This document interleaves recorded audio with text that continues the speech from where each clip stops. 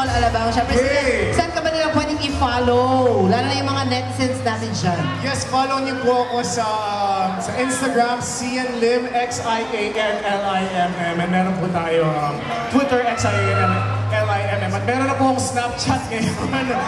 Cianlim8 po yun. At bago pong lahat, pasalamatan lang po natin ulit ang mga sumuporta. Chinito, Prince, Chinito, Princess, Cian, Shine Lovers, KDX Angels, Team Jandy, Kat G, Team FX, Kim C, High Five, We Love Cian, Cianatics, Cianlim International, sa lahat po ng tao dito sa Star Mall Alabang. Siyempre, maraming salamat din, Cian. Ano ba ang latest kay Cian bukod sa XL2?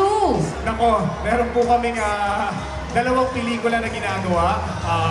Isa pong pelikula, kasama po si Angel Locsin at si Governor Vilma Santos. At yung pangalawa po, kasama ko naman po si Kim sa Metro Manila Film Fest. So sana abangan niyo po yan. Ayan ha, I'm sure aabangan talaga yan ng lahat ng mga fan groups at syempre ng lahat ng mga fans ng Kim C. Lahat ng mga nagmamahal ayan. Yes!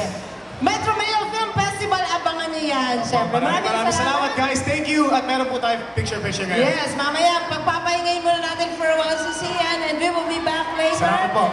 Again,